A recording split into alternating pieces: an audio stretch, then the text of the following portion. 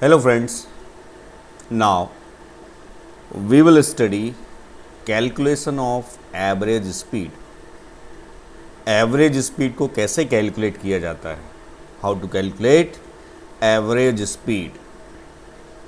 Average speed को calculate करने के लिए बहुत ही बेसिक फॉर्मूला यूज होता है. That formula is total distance upon total time. तो सबसे पहले टोटल डिस्टेंस कैलकुलेट करनी है. After this total time calculate करिए. देन इन दोनों का रेशियो ले लीजिए. तो जो भी वैल्यू आएगी वही एवरेज स्पीड है. हमेशा ध्यान रखिए यूनिफॉर्म स्पीड के लिए, यूनिफॉर्म मोशन के लिए जो यूनिफॉर्म स्पीड होगी ऑब्जेक्ट की वही एवरेज स्पीड होती है. इसका मतलब क्या हो गया कि uniform speed is equal to average speed. If object is moving with uniform speed. Okay, यदि ऑब्जेक्ट की स्पीड नॉन यूनिफॉर्म है तो एवरेज स्पीड कैलकुलेट करने के लिए फॉर्मूला यूज़ करना है. Clear? For example car point A से मोशन स्टार्ट करती है, पॉइंट बी से होते हुए पॉइंट सी तक मोशन करती है. तो जो ए से बी तक की डिस्टेंस है d1 metre, car t1 second में ट्रेवल कर रही है. During this time interval speed of car is v1. तो v1 equal to d1 upon t1.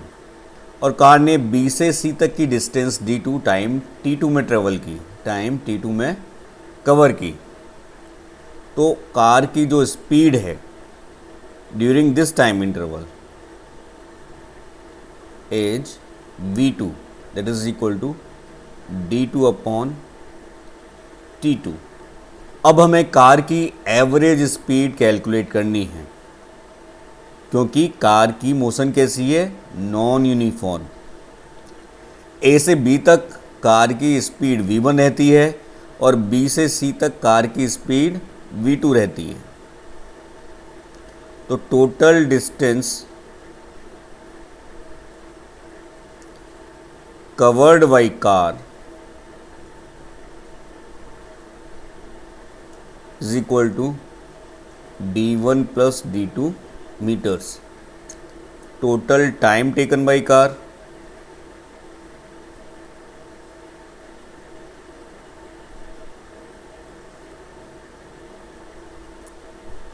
ए से बी तक जाने में टाइम कितना लगा? t1.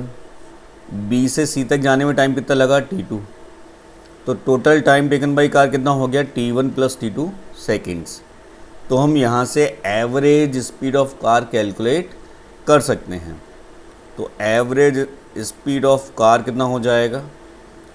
टोटल डिस्टेंस कितनी है?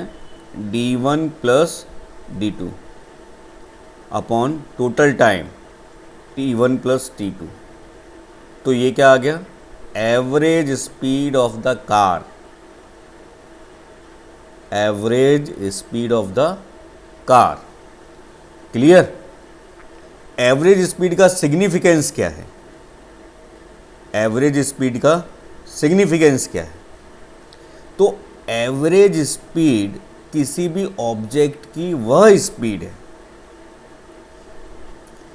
जिस स्पीड से ऑब्जेक्ट यदि मूव करे तो जो distance, total distance object total time में ट्रेवल कर रहा है वही एवरेज स्पीड से मूव करता हुआ ऑब्जेक्ट उस टोटल टाइम में कवर करेगा. वही डिस्टेंस यदि ऑब्जेक्ट एवरेज स्पीड से मूव कर रहा है तो उतने ही टाइम इंटरवल में कवर करेगा। अभी फॉर एग्जाम्पल कार ए से लेके सी तक यदि एवरेज स्पीड से मूव करती है तो जो D1 प्लस D2 डिस्टेंस है वो T1 प्लस T2 टाइम में ही ट्रेवल करेगी। तो ए से लेके सी तक यदि कार एवरेज स्पीड से मूव करती है तो D1 प्लस D2 डिस्टेंस को कवर करने में कार कितना टाइम लेगी? उतना ही टाइम लेगी जितना पहले ले रही थी। लेकिन अंतर क्या होगा? पहले कार की स्पीड नॉन यूनिफॉर्म थी, लेकिन अभी कार की स्पीड यूनिफॉर्म है। वैल्यू क्या है उस यूनिफॉर्म स्पीड का? V average. क्लियर? ध्यान दें, V average into T1 is not equal to D1. V average into T2, this is also not equal to D2, but V average into T1 plus V average into T2 is equal to D1 plus D2। Clear? ये दोनों V average into T1 D1 के बराबर नहीं होगा। मतलब इसका मतलब क्या है कि यदि V एवरेज स्पीड से कार मूव कर रही है तो T1 टाइम में D1 डिस्टेंस ट्रेवल नहीं करेगी। क्लियर? क्लियर है ना?